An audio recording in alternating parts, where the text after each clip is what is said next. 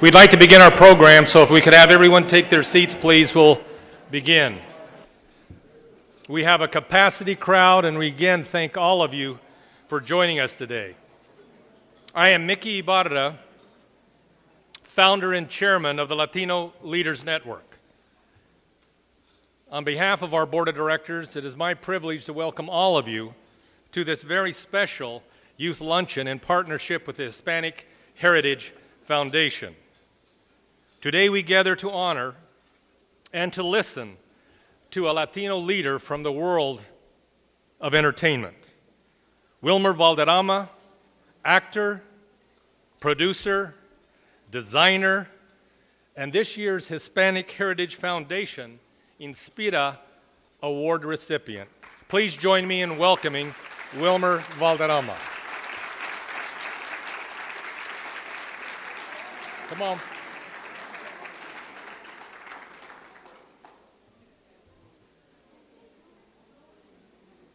And I know Wilmer's not shy. Thank you.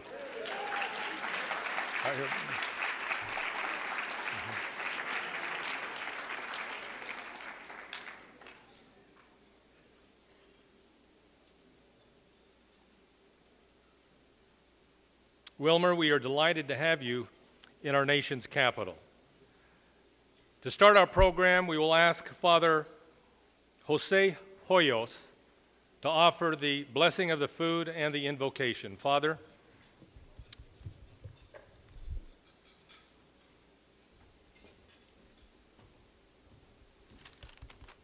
Thank you.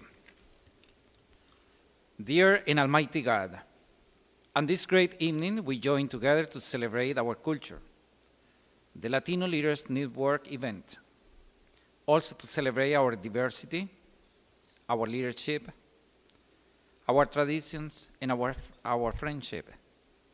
Thank you, Lord, for all the blessings we have received today and every day, for our families and our homes, our jobs, and the opportunity to live in this great nation. Most of all, Lord Jesus, we thank you for the meal we are about to receive and the hands that cultivate and prepare it. Greatest of thanks, dear Lord, for the blessings you shine upon us. Amen. Dios Todopoderoso, te pedimos bendiga estos alimentos, a estos futuros líderes de nuestras naciones, a todos los que han puesto este gran evento en las manos de Dios. Bendícelos y ayúdalos, y que viva nuestra raza. Amén.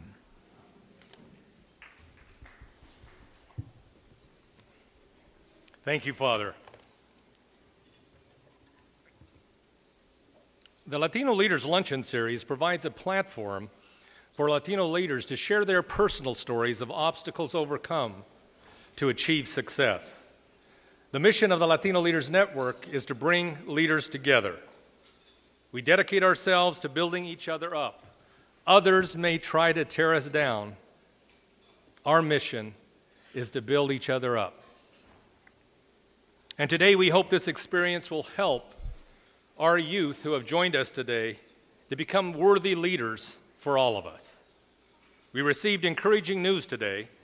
This morning at the Latino Issue Hour, the Latino Leaders Network announced new research documenting the increased interest among Latino high school students in science, engineering, and math.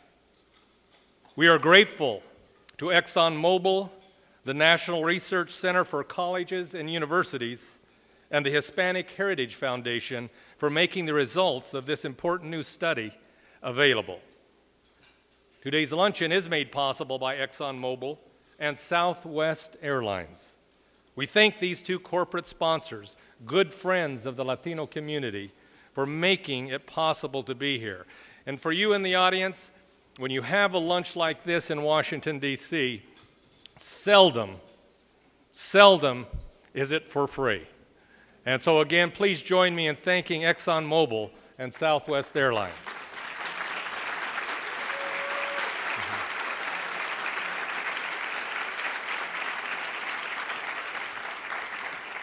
There are several guests that I certainly want to acknowledge today that are with us. First, Michael Barrera, who is the President and CEO of the United States Hispanic Chamber of Commerce. Michael.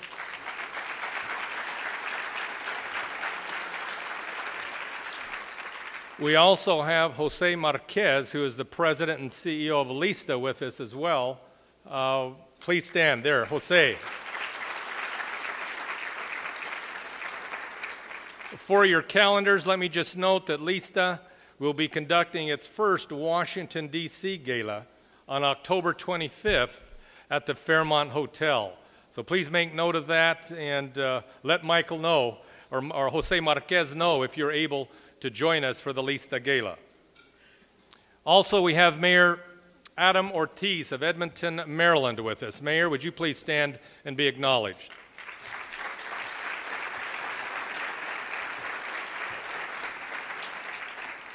And finally, Delegate Victor Ramirez of the state of Maryland.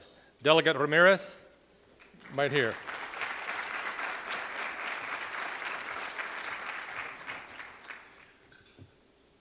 With us to deliver sponsor remarks for ExxonMobil is Armando Perez, who is the Global Market Planning Manager. Please welcome Armando Perez.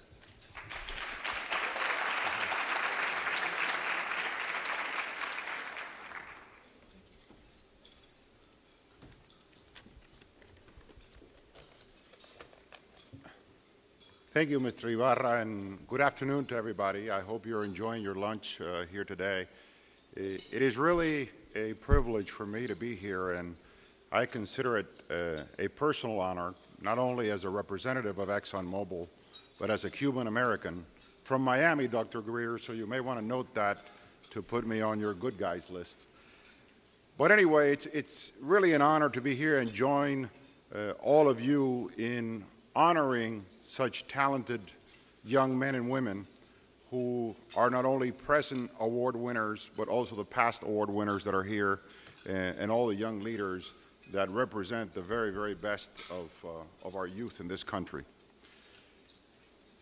Today, we rejoice and celebrate with all of you. Not only have these young men and women excelled in academic activities at their respective schools, but they've also demonstrated a deep sense of commitment towards their communities and a profound sense and respect for their heritage. You may not realize it yet, but many of you are destined to shape the future of our nation and of our world. Some of you will be the future policymakers in this town and defending the nation's values and deepest philosophies, while introducing legislation that will allow our country to prosper, to succeed, and to be secure. Sitting here today, I'm sure we have some of tomorrow's business leaders who will make sure our nation remains competitive in the global economy and will make sure that wealth is not only generated in sufficient quantity, but distributed very appropriately. And then I'm sure that there's some folks here, some young men and women, that will become the future scientists and mathematicians and engineers. Heaven knows, maybe they'll come to work for ExxonMobil one day. We'd be proud to have you. And you will certainly help to pave the way for new technologies that will help resolve some of humanity's most pressing problems and improve the quality of life around the globe. As I was reading some of the bios of the youth award winners this year, I was literally in awe when I saw their remarkable achievements in such a young stage of their life. The good news for me was that I felt very optimistic about the future because these young leaders have the best years ahead. There's so many accomplishments yet to be seen from these young men and women as they complete their college careers and they pursue their life's passions. As leaders, they will find out, as many of us have found out, that learning is a lifelong journey. Learning is not an activity restricted by age and is one that you, young leaders, should embrace it as a continuing process, an exciting and rewarding process. As accomplished as you may be today, I can assure you that what has made you successful to this point may not necessarily be what keeps you successful over the long haul.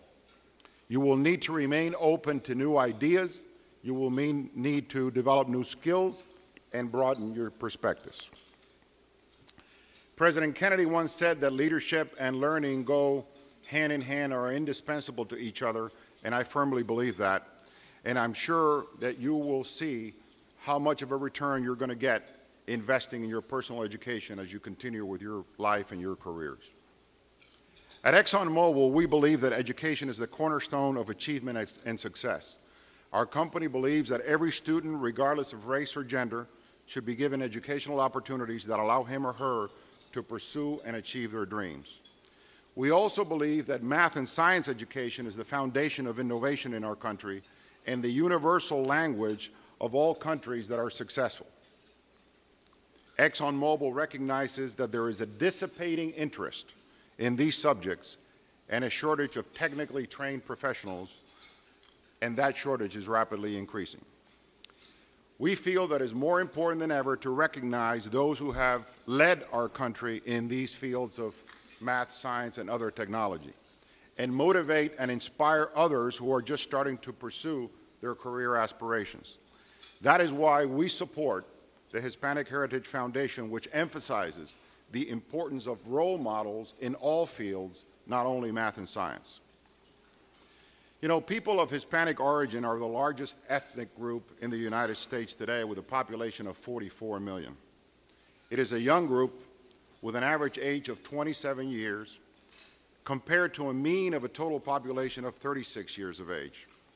It is growing fast, and by the year 2050, there's likely going to be 100 million of us. Over the next 15 years, 2/3 of the workforce growth is going to come from the Latino population. So by any measure, we are going to play an important role in shaping the future of our country. And it's going to be up to us to make that a positive contribution as opposed to a negative contribution. It is concerning, however, that less than 60% of the Hispanics in the U.S. have graduated from high school, and only 12% end with a bachelor's degree. The good news is that the interest in college education, the interest, as Mr. Ibarra was saying, in math and science is increasing among Hispanics in high school, and we need to view that as a good news and as a call to action to make sure that these young men and women continue with their interest and see their careers through. We at ExxonMobil have a long history of supporting these programs. We have committed more than $125 million to the National Math and Science Initiative. We're involved with the Phil Mickelson Teaching Academy. We've got the Bernard Harris summer programs and many other educational programs. And again, the good news is that many corporations are following suit. I think there are a lot of good news to come in this area. We have a moral obligation to make sure that other young men and women continue to be as accomplished as those that are being recognized today. Again, I congratulate all the winners, all the young people that are here today. It is a privilege for me and for my company to be here today, and I thank you.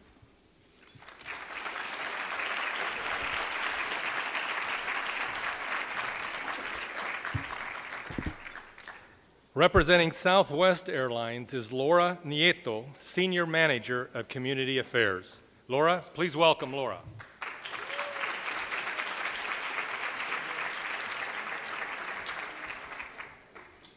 Good afternoon. My name is Laura Nieto, and I'm the Senior Manager of Corporate Community Affairs at Southwest Airlines. And first of all, just want to congratulate all the honorees and the parents this afternoon. So if we could give them another round of applause. And if the students could stand and be recognized, just so we can kind of see where they are. Honoree students, if you could just stand and be recognized. Are y'all all at one table? There we go. Congratulations. I just also want to say thank you to our sponsors, ExxonMobil, and also to Mickey. Thank you so much for hosting such a wonderful luncheon. At Southwest Airlines, many of you might know our culture. We like to have fun. Our philosophy at Southwest Airlines is we work really hard, but we also make time to have some fun. And I know our students have really worked very hard to achieve the accomplishments they have so far. So I thought today for lunch we could have just a little bit of fun I hope. I might need some courtesy laughs along the way, but I decided to put together a top 10 list of fun things that the students could do to kind of take their minds off studying, because you guys study so hard anyway. So here's my top 10 list of fun things to do at school, or at least I think they're fun. Number 10, document your journey. Keep a scrapbook of mementos and pictures that'll help remind you of the time that you're experiencing in college. It's something that, you know, every once in a while I pull out the old photo albums and take a look at my fun times. Number 9, be active. Work out at the rec center, join an intramural team. It's a great way to relieve midterm stress. Number 8, make a contest among your friends to find the best food at the cheapest price. Because you know, it's hard to find some good food for like $5, right? When I was in college, I used to eat pizza at Little Caesars. You could get 2 small pizzas for like $5.99. Number 7, befriend a local student, because then you might get like a home-cooked meal for free.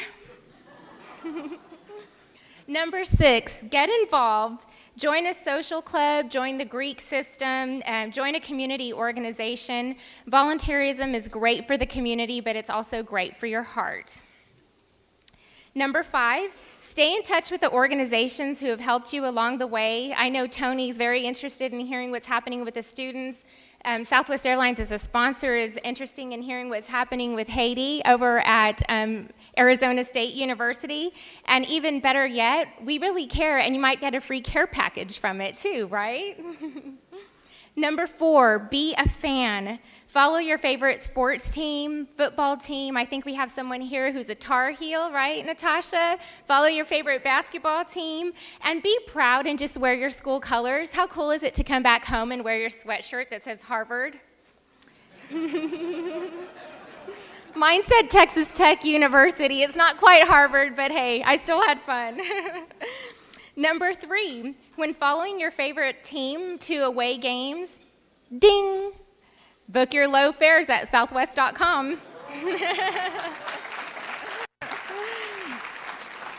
Number 2, create a network of friends that share a common interest, whether it's a book club or maybe it's like Nintendo gaming. Is that what it is? Like Sony Nintendo gaming? Maybe sharing music, downloading podcasts, and so forth. And the number 1 thing that I kind of came up with to have fun was to celebrate with music. Music kind of defines different eras in your life, right? You remember like the cool bands that were popular when you were in middle school. High school for me, it was Prince, like Purple Rain. And then I got to college and it was like Guns N' Roses. And so, you know, it helps to relieve stress. But also, just because music kind of helps define different stages in your life, Southwest Airlines is pleased to give each of the national honorees an iPod Shuffle to document this point in your journey. So thank you so much. Congratulations to the parents and to the students, and each of the students will get an iPod at the end of the lunch. Have a great afternoon.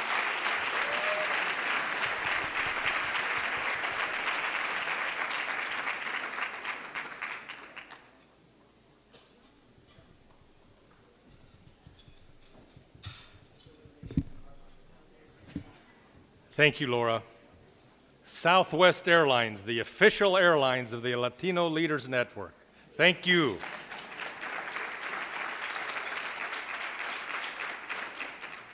Now, at each luncheon,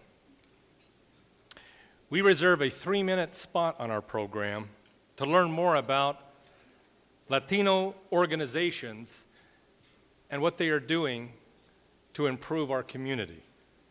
Voto Latino clearly qualifies. Certainly among our most important civic responsibilities is the responsibility to register and to vote. Maria Teresa Peterson is the executive director of Voto Latino and a member of the Latino Leaders Network Board of Directors. She has dedicated herself to helping our youth appreciate the importance of this civic responsibility and has agreed to share the vision and mission of Latino, or Voto Latino, with us today. Please join me in welcoming Maria Teresa Peterson.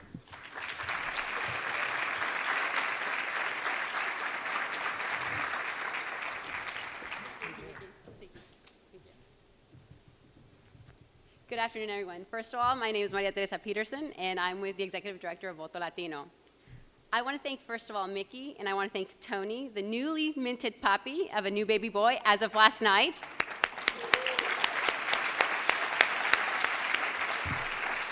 I want to thank them for giving Voto Latino the opportunity to have us here today. I was asked to share with everyone about Voto Latino. However, I think our name says it all. We register American Latinos to vote. More importantly, though, is to ask, why do we need an organization such as ours? It's simple. With over 50,000 new Latinos turning 18 every month, it's a no-brainer. And most of us in this room are from a privileged America. Privileged in the sense is that most of us, such as myself, are privileged because our parents sacrificed themselves so that we could enjoy this luncheon here today. Born in Colombia, my family moved here when I was 4. My father had fallen ill of a rare illness and needed treatment back here in the States where he was originally from. My mother, raised in the city of 7 million in Bogota, Colombia, all of a sudden found herself in Dry Creek, California. Dry Creek in the house? I didn't think so. Dry Creek is 300 people small. My grandparents, being grape growers, disapproved of the marriage because my mother was Latina. In order to support my father and myself, my mother went to work in their fields, picking grapes. I don't think she'd ever seen a garden before then. She also cleaned houses, worked and did dishes, and learned English. I can guarantee you that the work that my mother did, these labor jobs, she did it because she worked hard to turn her limited opportunities to guarantee me limitless ones. Our story is not unique. It reflects the million of immigrant households. While our parents work hard every day to ensure a better future for us, it's our responsibility, the young professionals and young people in this room, to ensure that they have a better future too. My mother never had time for politics. She worked. As children of immigrants, we are already translating for our parents cultural norms, whether it's with our teachers or making purchases. My mom came to this country to provide me with the opportunity to have my own and define my own future. That's entry-level America 101, scratching the surface of American possibility. The American dream is more than a shiny new car in the driveway. It's about being empowered, holding our elected officials accountable for what they do because we pay them taxes every day. Achieving the American dream comes from being part of the system so that your children have quality education someday and your parents have a safety, strong net for the future that they help build here in America. The only way we can do this is to ensure that we're informed, registered, voting, and we have our families voting. There are 17 million eligible voters of the Latino community in the United States. 17 million. 2 million decided the last election, you guys. Only 2 million. If we want to see quality schools, quality health care, and living wages for our parents and our siblings, we have to join the process. And that's why I'm so excited to have Wilmer Valderrama honored here today. He's part of the original Voto Latino Coalition. Empowerment is in our numbers. And regardless of profession, we need to make time to enfranchise ourselves in our community. Wilmer dedicated his time away from filming, away from Hollywood, to send a message to our community. If he has the time, and I guarantee you, if he has the time, we all have the time. Change and empowerment must come from within us, the people in this room. And that's why we need an organization such as Voto Latino. We work with young people to empower themselves and their families. If we as young professionals don't, no one else will. And America will be richer for it. Thank you so much.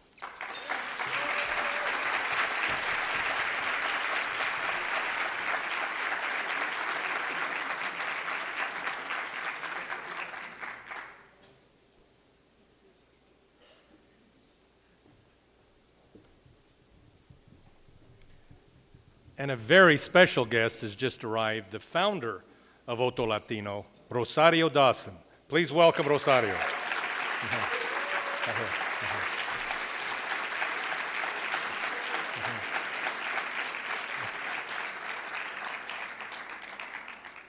We will now break the program so that our servers can deliver our main course, We will resume the program right after that happens. Thank you.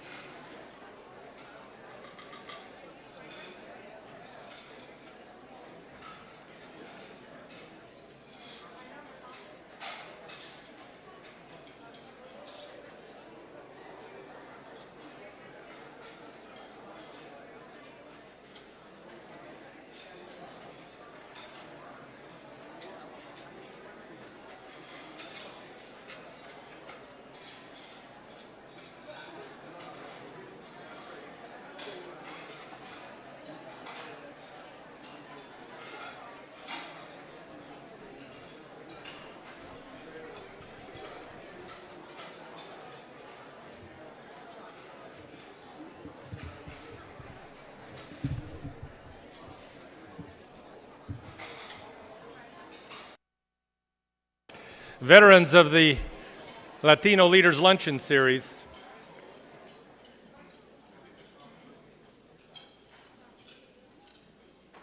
are familiar with our commitment to start our programs on time and to end our programs on time, respecting perhaps the most valuable resource all of us have, and that is our time. The Latino Leaders Network has expanded its media coverage by forming key media partnerships in Spanish and English to include the Hispanic Communications Network, El Tiempo Latino newspaper, the Latino Leaders magazine, and HITN TV, who broadcast this event nationally on Dish TV, Direct TV, and many satellite networks throughout the country. We thank our media partners for helping us extend the reach of this event to our community. Before I go further, I also want to acknowledge and thank the servers, the banquet manager, those folks here at the hotel who have done such a fantastic job.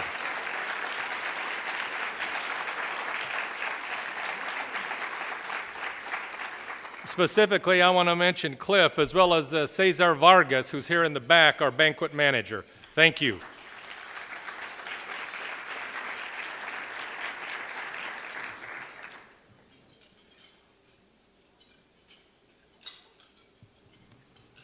Jose Antonio Tijerino is the president and CEO of the Hispanic Heritage Foundation. He is more than that. He is a friend, a leader, a loving husband, and a new father. The Latino Leaders Network is proud to partner with Jose Antonio and HHF for this lunch today. Grateful to be included among the host of Hispanic Heritage Foundation events that will culminate in the Hispanic Heritage Awards dinner and gala tonight.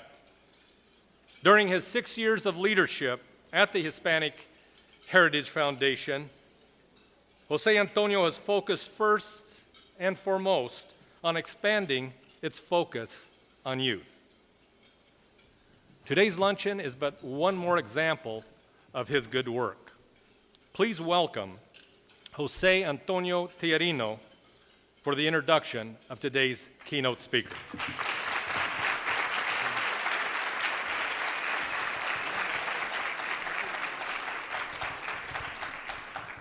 Thanks, Mickey. And it's interesting, we had lunch about 2 years ago, and Mickey and I were trying to forge a stronger relationship. We've known each other for a while. And I told Mickey, you know, the wonderful work that you do with the Latino Leaders Network, wouldn't it be great to actually focus on youth for these things? And we kind of threw out a balloon, a trial balloon last year in the basement of the Watergate, and it went extremely well, thanks to, oddly enough, Southwest and ExxonMobil. And then, you know, I said, Mickey, let's take it out of there and let's take it somewhere where it's much more grand. How can we partner with the Latino Leaders Network? And I give him credit for his leadership in making things happen when something is proposed to him. And I'm just thrilled to be here today. And when I see the youth awardees, you have to understand, I get almost emotional. I had a child yesterday at 5 o'clock, and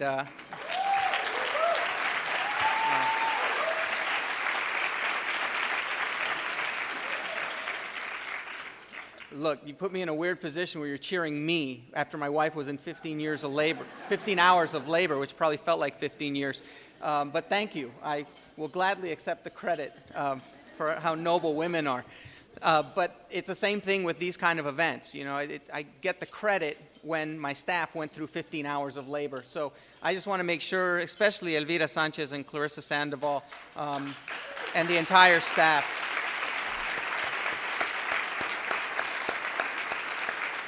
And of course, Michelle and her team over at Mickey's camp, they did a tremendous job. But all of you, when I walk in, I see Jesse and I see Emmanuel and Linda, and you guys are part of my family, and I know your parents. Some of you brought your parents. How you doing, Mrs.? Brandon Garcia's mom is here. But it really is a deeper relationship, and it's a continuous and a sustainable relationship that we build. And it's the same thing when I look out and see Wilmer. I remember when we did the Youth Awards, the Hispanic Heritage Awards, and it was, I think, 7 years ago now, when I first took over, I was incoming, and Wilmer was sitting between Anthony Quinn and Antonio Banderas.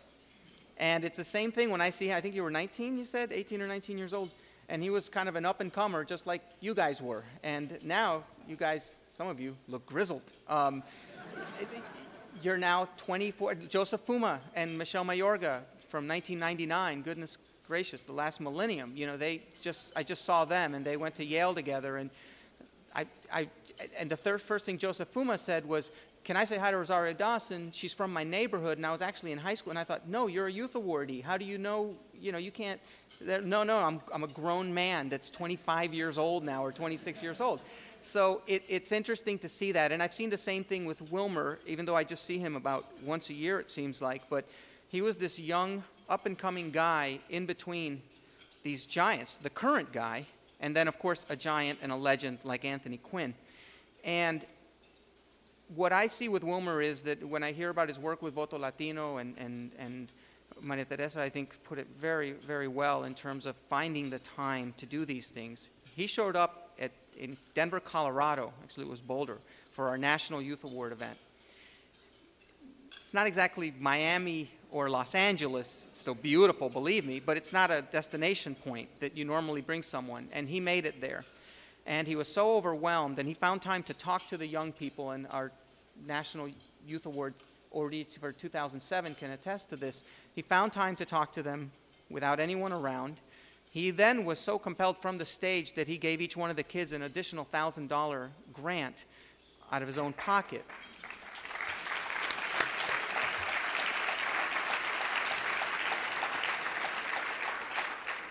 So my point is that, and I said this when I introduced him in Boulder, this is a guy that's like going into the ocean. You know, it gets deeper as you get to know the guy. And when you get in all the way, you see such a remarkable story, number one. I mean, he came over here when he was 13 and didn't speak any English. And he came over here from Venezuela and to Los Angeles. And, okay, Venezuelans in the house. It was like, two of you, there you are. Don't tell me you went to high school with him, because no offense, Wilmer, but she's about 18 years old. You know? But it's interesting because then he was on that 70s show, and you know him from his accomplishments in TV and in film and everything.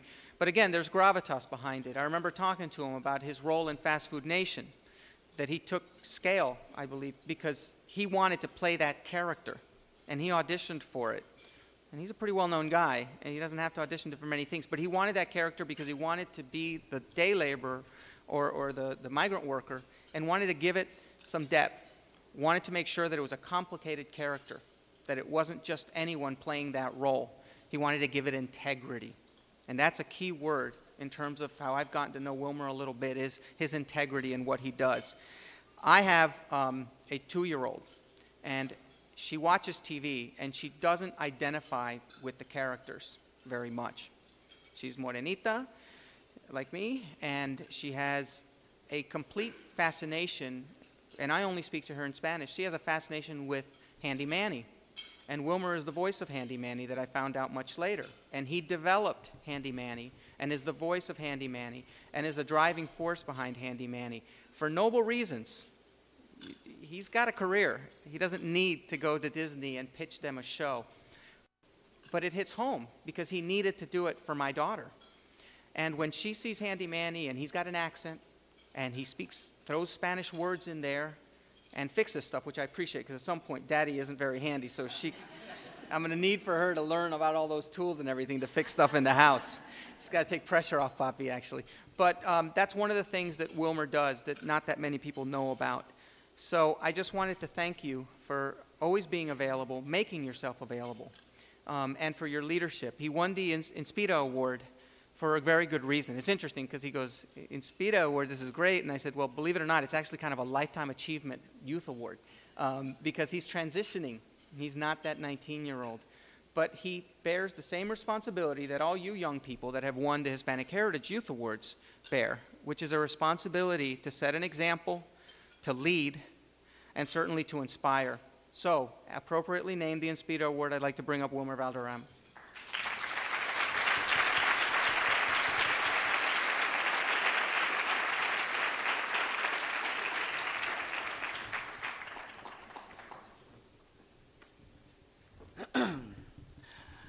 Good afternoon. How you guys doing today? We're doing good? Yes. Well, it's an incredible introduction, and that was one of the first times where I knew that your job could be so influential. When I went to that foundation and I was able to sit in between Anthony Quinn and Antonio Banderas, who at the time, obviously, and still today, are some of my heroes. There were, at the time, a few of the faces that we had out there representing all of us in such a level. Among the greats. Along with Anthony Quinn, another one of my favorites was Desi Arnaz, who did so much for television as an entertainer, not just as a Latino, but as an entertainer. He created the multi-camera way of shooting sitcoms, which made actors a lot more comfortable with their organic and physical comedy. You didn't have to break it up. You can just play everything all one moment. And for us actors, that's important. Also, I'd like to say, a huge hello to my really dear friend, a sister of mine for many, many years, Rosario Dawson, who I've known for so many years. And she's been hanging on to it, just like all of us have for a long time. And now that she's doing, this type of leadership and try to take a stand and say, hey, listen, these jobs come with a huge level of responsibility. And it's beautiful to see someone like her really take that kind of lead. And she's giving it up for the ladies. So that's good.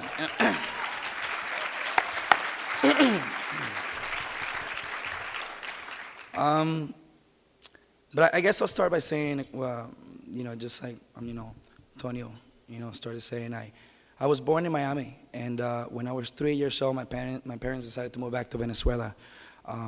They went to Venezuela because my father worked the agriculture business. So we moved to the middle of the country, and that's where the work was. A bunch of years later, that's where I was raised. I spent 10 years in Venezuela. And at some point, my parents decided, we've done everything we can here in Venezuela. And now what we need to do is focus on what we need to look forward to, and that is our children. And my parents made the sacrifice to sell everything they have just to make it back to the United States. And I came back at the end of 93, early 94, 13, 14 years old, didn't know how to speak English, and petrified, some of you guys, I don't know how, you guys are about 17, 18. But back then, to not really know how to speak English was probably the biggest handicap anybody can really have. look at what you guys have now. You guys have the power of language that I didn't have then. But it's really exciting to stand here and be able to say, give you a little piece of my mind, you know, coming to the United States and living the reality of your parents, you know, making that huge sacrifice. And at the beginning, not really understanding, you know, because it was so overwhelming and so much fun to come to America, you know, and see the American flag, you know. And be like, I've seen that in the movies, you know. And now you're kind of a big part of it, you know. For me, it was pretty overwhelming, but very quickly I understood the reality, you know. Reality where, you know, we lived in a 2-bedroom, you know, house that we were renting in Van Nuys, California. And we didn't, you know, we ate dinner every other night, and that was the reality. You know what I mean? It wasn't like anything sad. We didn't want anybody to feel sorry for us because, hey, we're working through it. That's what we're here to do. And seeing the sacrifices my parents made kind of made me go, wait a minute, I have now, it's up to really me to really bring the next future to my family and my sisters. And I said, I'm not going to be another stereotype. I'm going to be the different face. And I learned English. I went back to the school activities, which was performing arts. I was always singing, dancing, and acting since I was 6 years old. And when I came back to the United States, I felt like the one thing that was going to help me improve my speaking skills was to go back to the performing arts, because it was going to force me to read. It was going to force me to speak up and not be ashamed of my accent. You know, let them focus on my performance, aside from them focusing on the physical or maybe my form of speech. Let them focus on what I'm saying, you know, as opposed to anything else that might sell any kind of thing, any kind of project or anything. And one thing led to another, man, and I gotta tell you, we live in one of the greatest countries in the world. This is a country where if you want to be it, you can become it. If you can dream it, it can become true. I mean, it seems like 2 weeks ago when my parents and I were in Van Nuys, California, sitting in that living room and looking at TV, and I go, wouldn't it be cool if I do a commercial like them? A commercial. And now working with the people that I'm working nowadays is overwhelming, and I can only say, you know, I paid my dues, and I now have a platform to tell you guys how incredibly important it is for you and for your families that you guys take the lead and create the new face. We are the face now, you know, and you guys are working to being the future leaders of tomorrow. And I know everybody comes here and they stand here and everybody's wearing a nice suit and is telling you guys are the future. You guys are, you know, the next lead. You guys are the leaders of tomorrow. And you guys are like, yeah, okay, I see. You know, I understand. I'm expecting them to say that. But I'm here to tell you guys that it's up to us, the youth, to dictate what's the future of the United States tomorrow. And if you guys don't take this serious, there's no telling what's going to be of our kids, what's going to be of our families, and our heritage. And as a fellow Latino, but most importantly as a fellow citizen of the United States, it's an incredible pleasure and a privilege to be able to say we have now a voice and we now have a platform to be able to say, hey, it shouldn't be done that way. It should be done this way. I see you've been doing it like that for 10 years, but this is the new way of doing things. You are now entitled of reinventing the wheel. Rewrite the theoretical rule book and how things are done. Why? Because we are growing up knowing so much more and being so aware of so many things that our parents did not grow up with. We have the privilege, and you guys here in this room have the privilege to have an education that is priceless. And to have all these sponsors and all these leaders, you know, of the Latin community looking at you guys and saying, guess what? We are lending you this because we believe you guys are going to be something great tomorrow. And that's priceless. It doesn't happen. If we don't help ourselves, we're not going to be able to become anything tomorrow.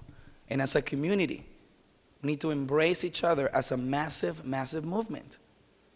because it's now up to us to dictate what we consume, what we're inspired by, and who we respect tomorrow. And I am so proud that through maybe my talent or my accomplishments, I can actually have a platform to sit in here in front of you guys and say, guess what, guys? I'm just like you guys. I listen to Kanye West. All right? I listen to 50 Cent. I bought both of their albums because I like them both. I don't want one to win. But I watch the same thing you guys watch. And I'm influenced and I'm inspired by the same things that you guys experience every day. I've just become one of the biggest members in the newest faces of the USO. How many of you know what the USO is?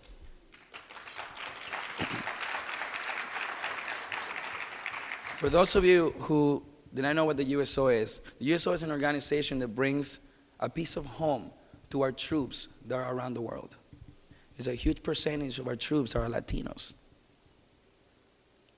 When I go out to Germany, when I go out to South Korea, and I go to every base and visit your fellow young people, 19, 20, 21, 22 years old, it's incredibly touching. But these are other people taking the initiative to going around the world, away from their families, away from the United States, to reassure world peace.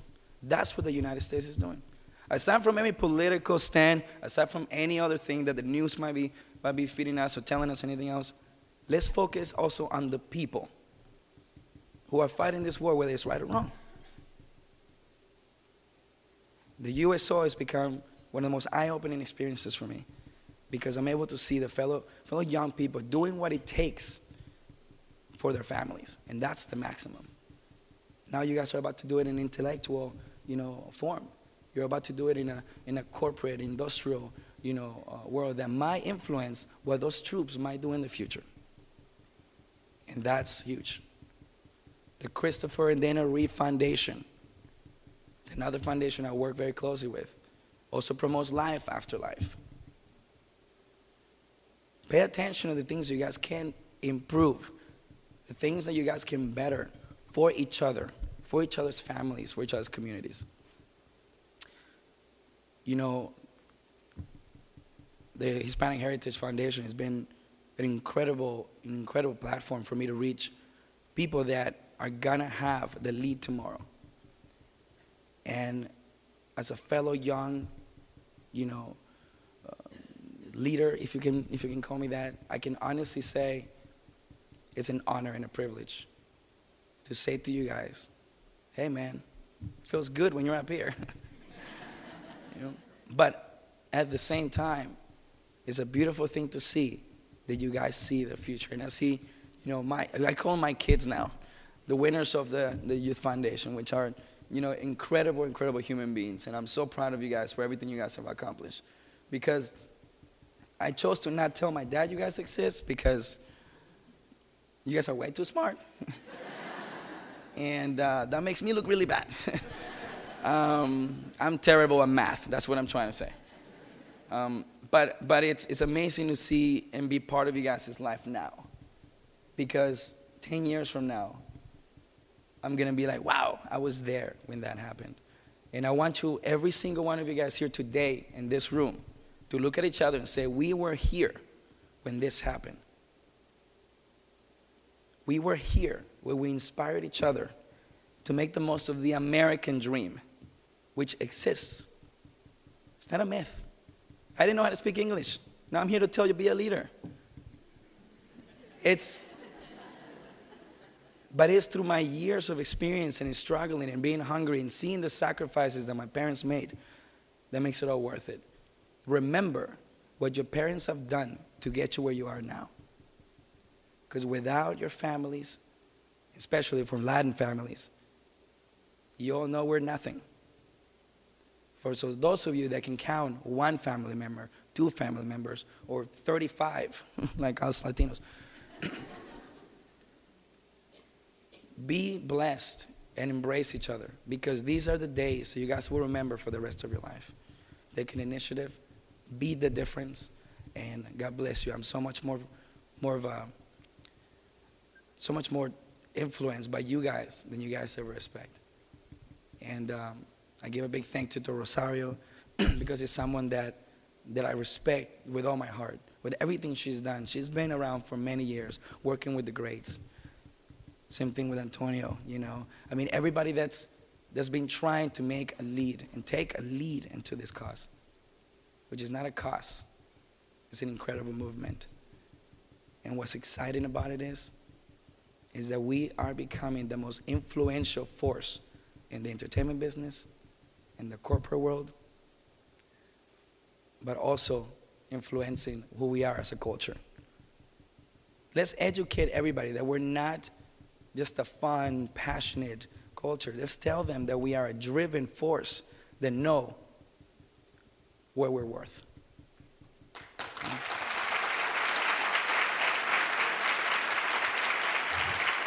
Thank you.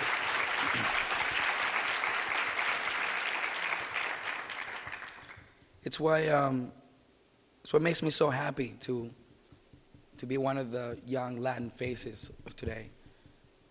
I want everybody, especially all these young leaders today, to let people focus on your talent and on your words and what you guys mean as people. And through that, let it organically make your heritage and your culture proud. Focus on the global cause. Focus on people. Because your heritage will always be proud, no matter what you say you're Latino or not. By the way, it's pretty obvious that we look Latino, so you don't have to say it very much. With that being said, God bless you guys. Thank you for having me today.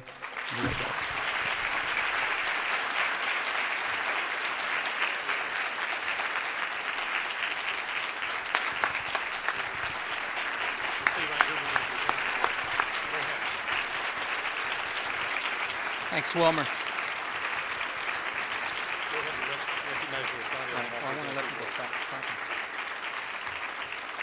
We have another special award for Wilmer, but first I wanted to thank Rosario for being here, who is our Vision honoree of the Hispanic Heritage Awards, and we'll be celebrating her tonight.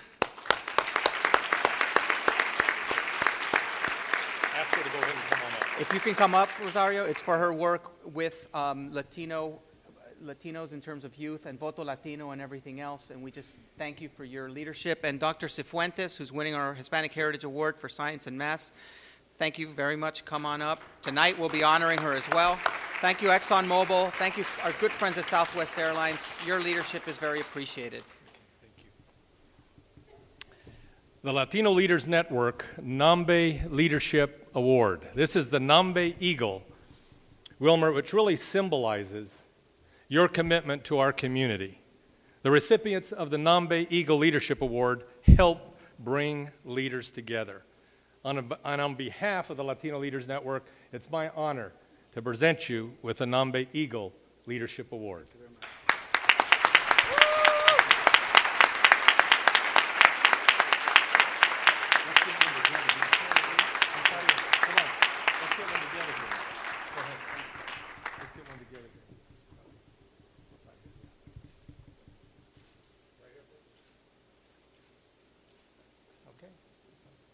Very good.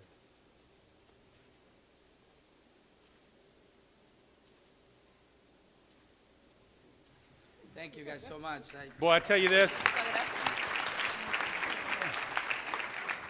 Wilmer and Rosario, as you've already discovered, Washington loves Hollywood.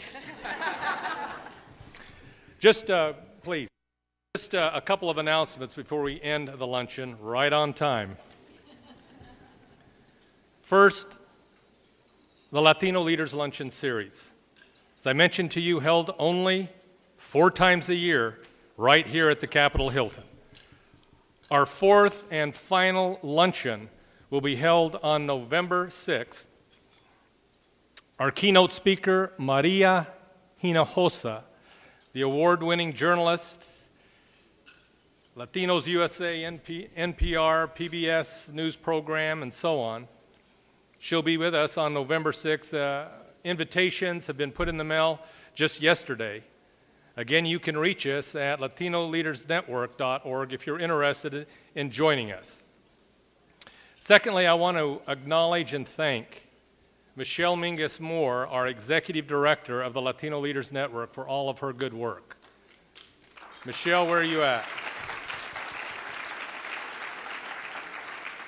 In addition to Maria Teresa Peterson of our Latino Leaders Network Board of Directors, we also have Ruben Alvarez, who has joined us from Phoenix, Arizona, as well as a member of our board. Thank you, Ruben.